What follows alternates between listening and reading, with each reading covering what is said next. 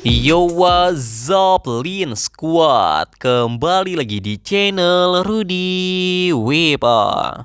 Di video Draw Story kali ini, aku akan bercerita tentang hantu atau siluman menyeramkan yang sering disebut sebagai hantu kuyang. Video ini merupakan part kedua atau kelanjutan dari video sebelumnya. Jadi buat kalian yang belum nonton video part pertamanya, silakan ditonton terlebih dahulu supaya kalian lebih paham dengan alur ceritanya. Link videonya nanti akan saya cantumkan di deskripsi video ini atau di kolom komentar.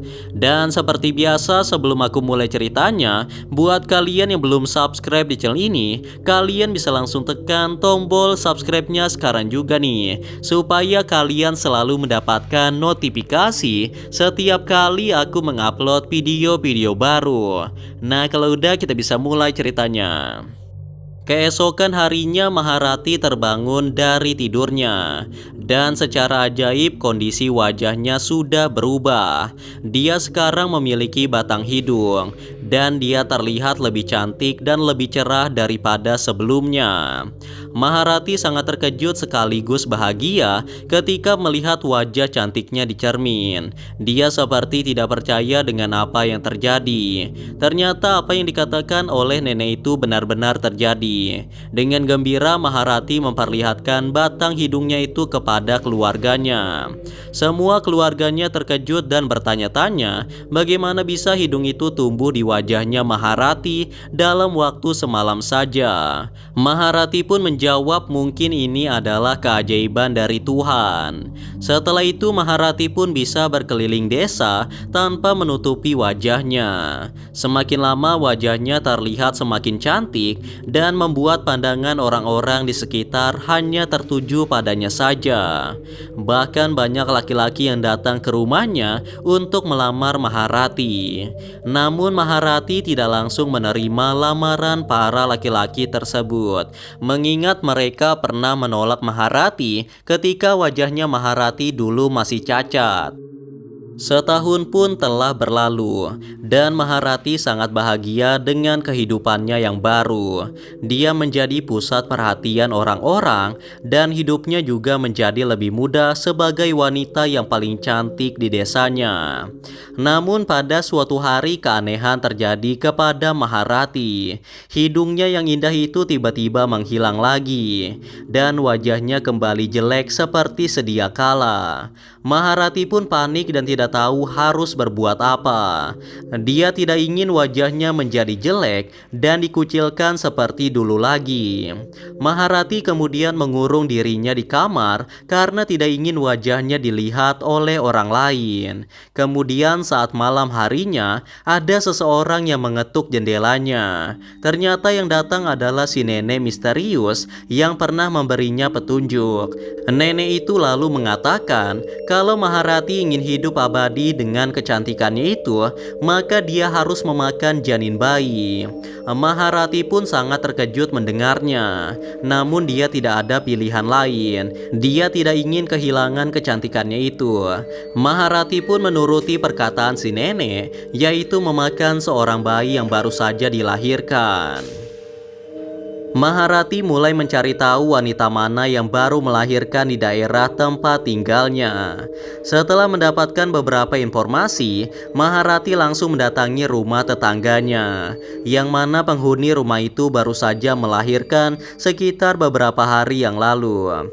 Karena tidak jauh dari rumahnya, Maharati memberanikan diri untuk keluar rumah dan kemudian menculik bayi tersebut. Pada saat malam harinya, Maharati diam-diam masuk ke dalam rumah tetangganya itu melalui jendela kamar yang terbuka. Kebetulan pada saat itu si bayi sedang tertidur di kamar, sedangkan ibunya sedang berada di dapur. Perlahan-lahan Maharati mengendap-endap mendekati si bayi dan membawanya keluar. Tanpa menunggu lama, Maharati langsung membawa bayi itu ke dalam hutan.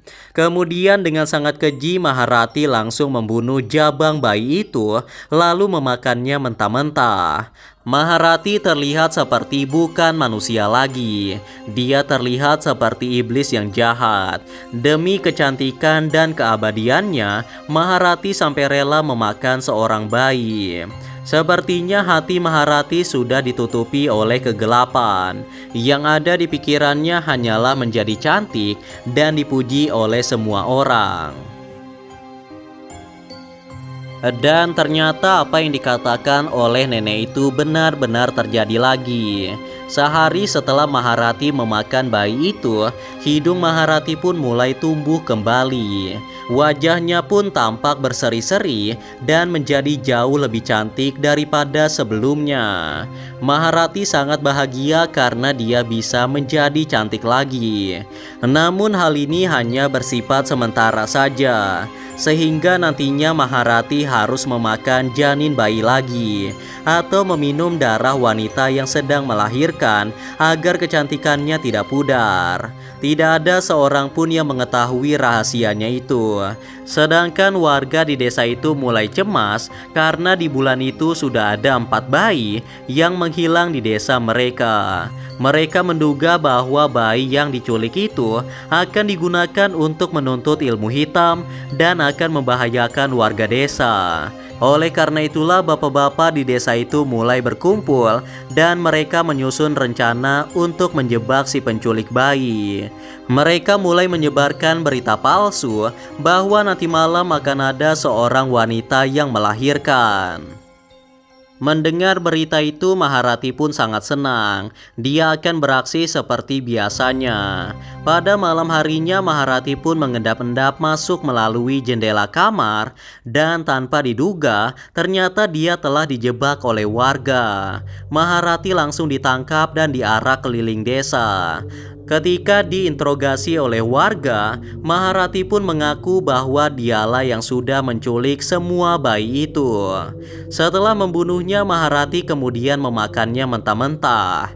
Perbuatan Maharati ini terbilang sangat keji dan tidak manusiawi, dan dia harus dibalas dengan hukuman yang setimpal. Tanpa pikir panjang, warga pun langsung memenggal kepala Maharati. Maharati sudah tidak bisa diselamatkan lagi oleh siapapun. Bahkan keluarganya juga diusir dari desa.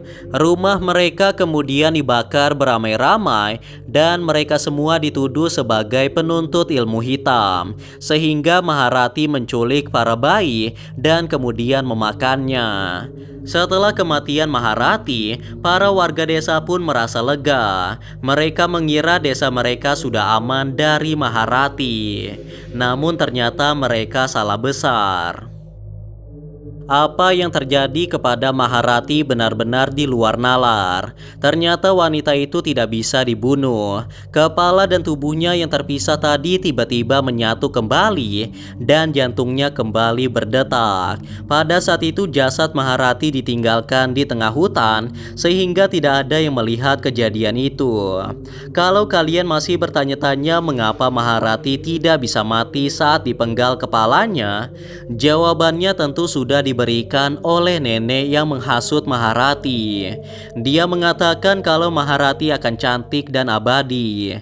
Dari sini bisa diambil kesimpulan kalau Maharati tidak akan bisa dibunuh karena dia telah melakukan ritual yang diberikan oleh nenek itu. Setelah kepala dan badannya menyatu kembali, Maharati pun hidup kembali, namun dengan wajah yang berbeda dari sebelumnya. Wajah barunya itu sangatlah cantik dan tidak dikenali oleh warga di desa itu, sehingga Maharati bisa kembali ke desa dan mengaku sebagai pengunjung. Namun ada satu hal yang sangat mencolok dari siluman hantu kuyang ini. Jadi di lehernya terdapat sebuah luka garis, seperti luka penggal yang mana bekasnya tidak bisa menghilang. Inilah awal mula kemunculan sosok hantu kuyang. Maharati yang hidup kembali itu memiliki wajah yang berbeda dan memiliki kekuatan mistis. Jadi saat siang hari dia akan berbaur dengan masyarakat dan menjadi wanita normal pada umumnya. Namun ketika malam hari, kepalanya akan terlepas dari tubuhnya, diikuti dengan organ-organ dalam yang bergelantungan di kepalanya. Dia akan terbang keluar keluar untuk mencari wanita yang sedang mengandung atau yang sedang melahirkan. Atau kalau tidak menemukannya, maka kuyang ini akan mencari darah wanita yang sedang menstruasi. Adapun beberapa cara yang sering dilakukan wanita yang sedang hamil untuk menangkal datangnya hantu kuyang. Orang-orang Banjar percaya bahwa hantu kuyang ini takut dengan bawang merah, terlebih lagi bawang merah tunggal. Selain itu, makhluk siluman bernama kuyang ini juga takut dengan benda seperti cermin, sisir, pisau, bulu landak, dan benda-benda runcing lainnya.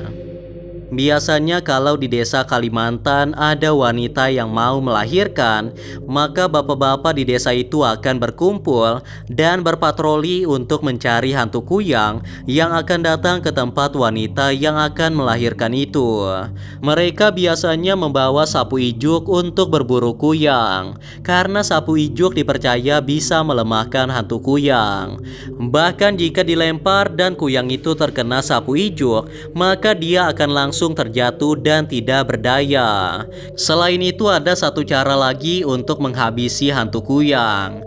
Jadi ketika siluman kuyang ini melepaskan kepala dari tubuhnya, maka seseorang harus menemukan tubuh bagian bawahnya yang ditinggalkan di suatu tempat. Setelah mendapatkan tubuh kosong tanpa kepala dan tanpa organ dalam itu, maka kita harus memasukkan benda-benda tajam di sambungan lehernya, atau kita bisa memasukkan batu dan lain-lain. Hal itu akan membuat kuyang tidak bisa menyatu kembali dengan tubuhnya, dan itu akan membuatnya mati. Karena konon katanya sebelum pagi hari tiba, hantu kuyang harus kembali ke wujud manusianya lagi. Kalau tidak, maka dia akan mati karena terkena sinar matahari. Nah, itulah tadi cerita menyeramkan tentang hantu kuyang asal Kalimantan. Dan sudah saya jelaskan juga beberapa cara untuk membunuhnya. Ada begitu banyak kejadian-kejadian dan kasus kemunculan dari hantu kuyang ini. Bahkan terlihat jelas penampakannya pada beberapa rekaman video. Dipercaya sosok kuyang ini masih ada sampai sekarang, dan bisa saja hantu kuyang ini berbaur dengan kita di kehidupan sehari-hari. Namun saat malam harinya, dia akan berubah menjadi sosok hantu mengerikan yang biasa disebut kuyang.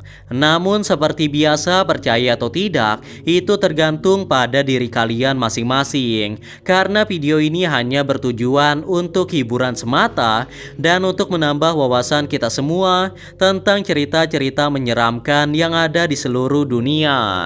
Anyway guys, kurasa itu saja untuk video Draw Story kali ini. Semoga kalian suka dan juga terhibur. Dan seperti biasa, jangan lupa untuk like dan subscribe untuk terus support channel ini. Kalau kalian ingin request untuk cerita Draw Story selanjutnya, kalian bisa aja tulis di kolom komentar. And yeah, thanks for watching guys. Till next time and stay cool. Bye bye.